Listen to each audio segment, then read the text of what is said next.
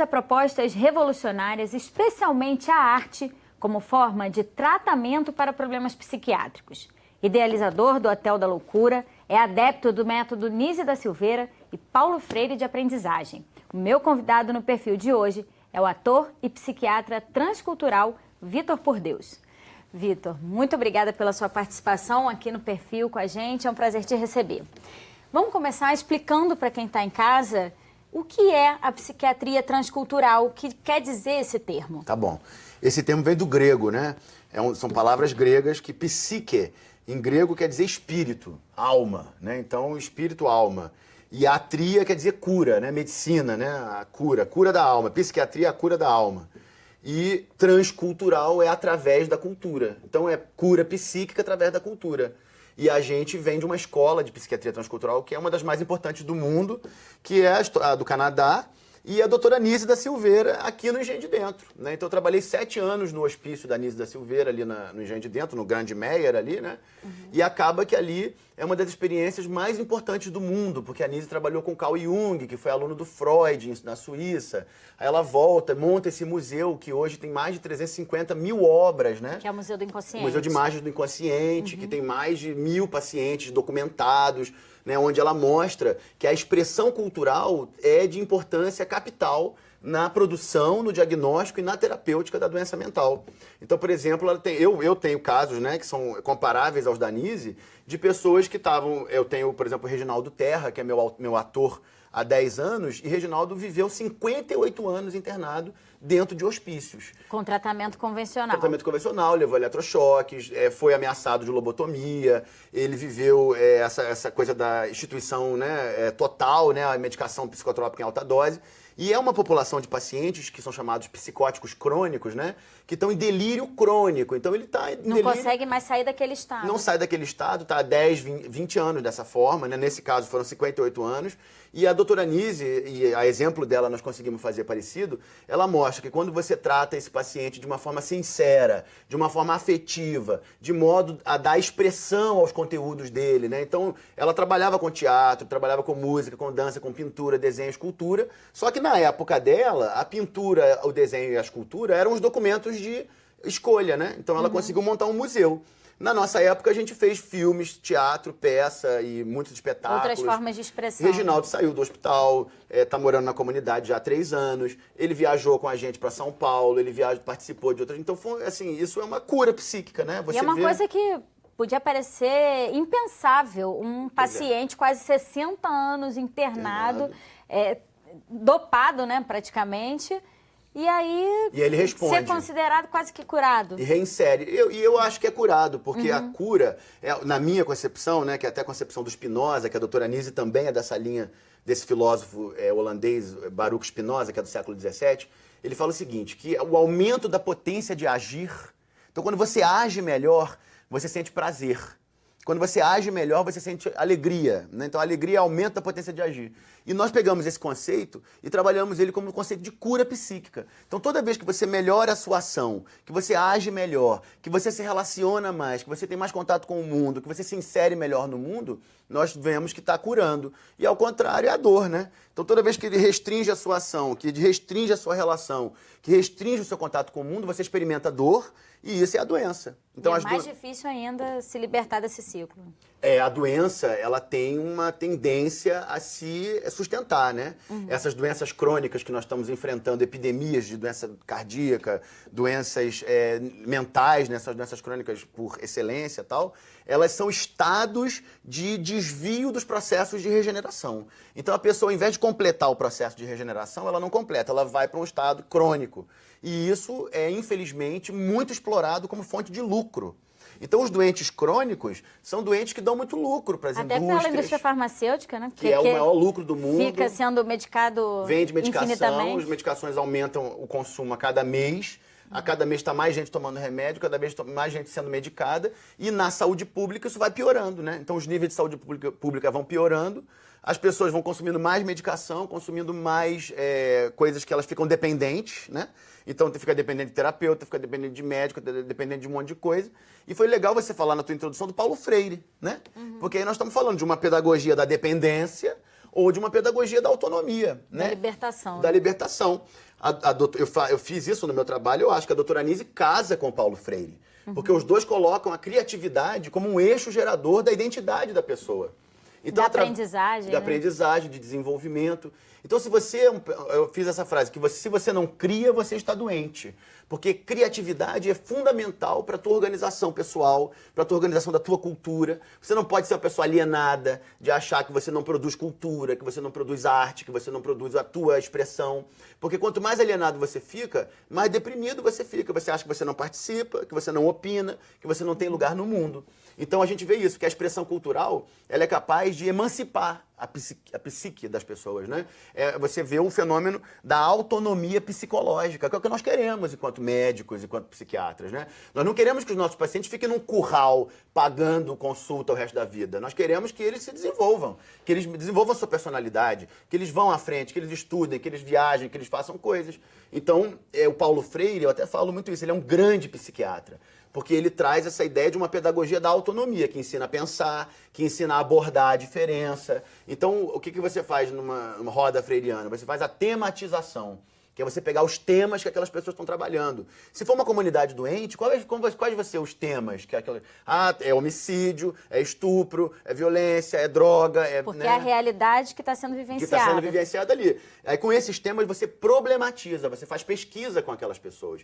Então como que nós podemos vencer a dependência química? Como nós podemos vencer a violência? Será que na história da ciência, na história da medicina, não existem soluções conhecidas para esses problemas? É claro que existem. Então é uma questão de você ligar as soluções velhas com os problemas que estão sendo aí enfrentados. Aí você liga, as pessoas entendem, identificam a situação limite e superam. A gente tem aplicado isso no âmbito de política pública, no âmbito comunitário, familiar, há 10 anos no Rio de Janeiro, né? E fora do Brasil também, no Canadá, no México, e os resultados são inegáveis, né? Os nossos filmes, as nossas fotos, as nossas publicações estão todas online aí para quem demonstram isso, né? Quem quiser conferir. Agora, todo esse método, né, que a gente está vendo que está dando resultado, para conseguir ser implantado em contraponto ao que era feito antes, porque antes o paciente psiquiátrico era muito estigmatizado, ainda é bastante, muito. Né? É considerado inferior, bruto, perigoso. O esquizofrênico, é o maluco, né? O louco, que tem que ficar confinado. E naquela época, o tratamento arcaico aplicado a esses pacientes, você citou aqui o eletrochoque, a lobotomia, o encarceramento. São muito violentos, mas eram considerados como se fosse a única solução. As famílias enclausuravam essas pessoas, né? Pois é. Como então implementar esse novo conceito, né? Tirar tudo aquilo que já estava construído, embasado e mostrar que isso realmente dá resultado positivo? Então, o que a gente vê na nossa experiência e a estratégia que eu uso, né, para atacar, né, e fazer isso avançar, é você entender que essas práticas e essas maneiras de trabalhar são produto do modelo científico, né? Então, nós médicos, a gente vai para uma faculdade, estuda ciência, estuda anatomia, estuda não sei o quê. Então, aquilo ali tudo dá pra gente um modelo científico, né? Um modelo científico que hoje, né, o modelo científico que está há 400 anos aí trabalhando, o modelo cartesiano, fala o seguinte: o corpo é uma máquina. Então tem que dar choque, tem que dar droga, e tem que prender, e tem que dar, né, dar porrada, porque é uma máquina que você vai consertar da maneira que conserta uma máquina, né? Então, se você não consegue controlar, bota na camisa de prende, força, né? É uma máquina, não sente. É uma máquina, pode ser violentada. Então isso é o modelo cartesiano, né? Que vem do filósofo René Descartes, que é o pai da Revolução Científica aí na Europa. Então, a gente vê que a primeira questão que tem que ser colocada é a problematização desse modelo científico.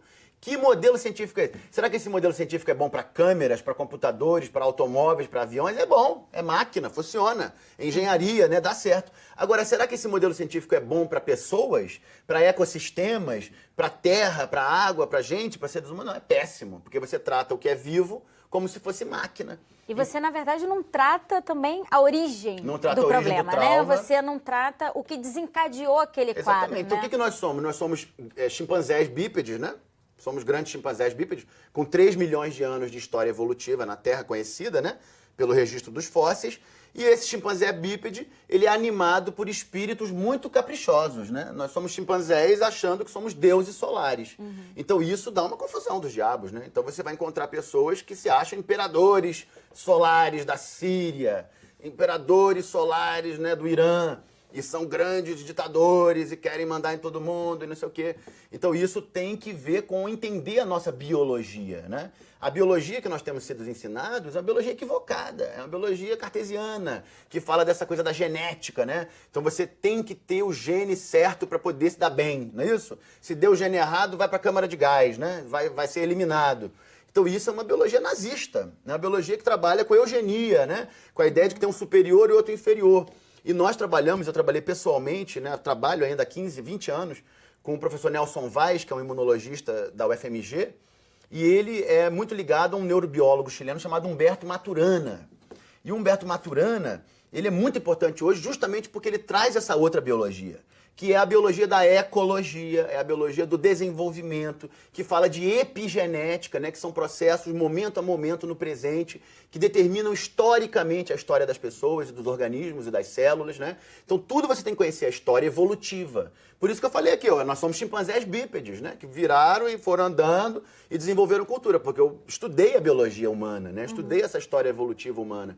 Então eu acho que se a gente entrar por aí, pelo questionamento do modelo científico, a gente abre um outro modelo científico que fala de chimpanzés bípedes, dados a rituais, que fazem rituais há 3 milhões de anos. Os chimpanzés já fazem rituais. Eu peguei numa descrição de primatologia, que está na minha tese de doutorado, a doutora, a famosa Jane Goodall, né, que é aquela famosa inglesa primatóloga, e ela mostra num bando de chimpanzés que ela morou com eles décadas, né, vivia com eles lá na África. E ela mostra que eles dançavam para chuva. Então começava a chover e começava o trovão, eles já desciam faziam um ritual, né? Então a nossa atividade psíquica está muito ligada com o ritual. E o que a gente vê, que fazendo teatro, por exemplo, né, que é a minha prática mais direta, a dramaterapia, é exatamente isso. Então você organiza o ritual. Se você organiza o ritual, você é capaz de organizar a cultura. E a cultura é a nossa consciência, né? A nossa mente, ela não é o nosso cérebro, ela é a nossa cultura.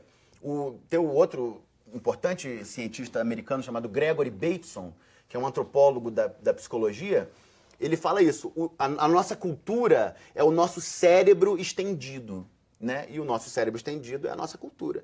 Então, se você quer mudar seu cérebro, mude sua cultura. Mude a maneira como você caminha, a maneira como você se alimenta, a maneira como você se veste, a maneira como você faz teatro, a maneira como você se comunica.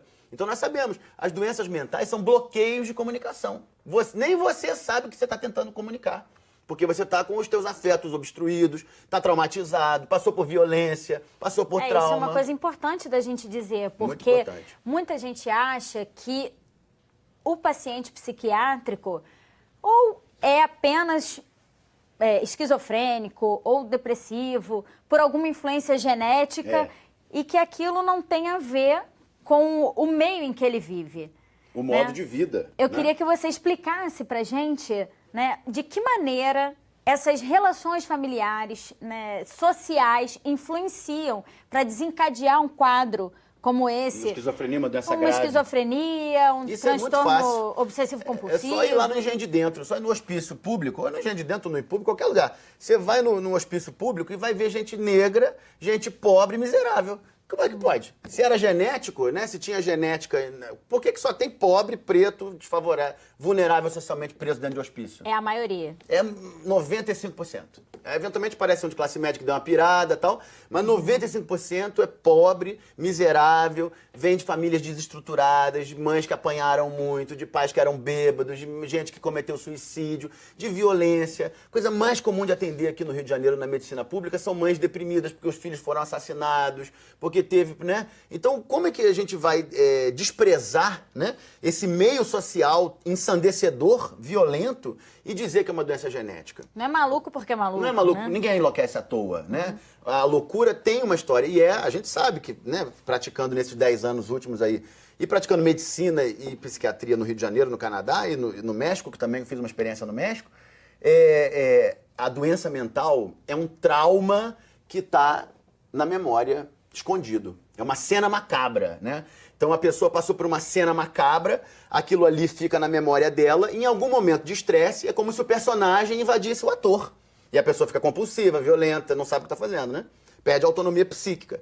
Então, o que a gente faz? A gente, através da pintura, do desenho, da escultura, do teatro, da performance, qualquer relação, na verdade, né, numa terapia, um bom terapeuta freudiano arranca esses traumas de fora, né? De dentro do Consegue inconsciente. fazer o paciente expor tudo isso. Expor aquilo ali e ressignificar aquela cena macabra. Então você vai ver que não era tão macabro assim, ou que teve um motivo, isso vem da origem da história do pai, vem da história da mãe, vem da história do avô, né? Então, existem muitos casos que a gente trabalha, mas um exemplo, por exemplo, que eu peguei uma família extremamente grave, um dos casos mais graves que eu atendi aqui no Rio, de feminicídio, né? Então, um jovem, né, de 38 anos estrangulou a esposa. E aquilo ali, né, explodiu, aí foi uma confusão dos diabos.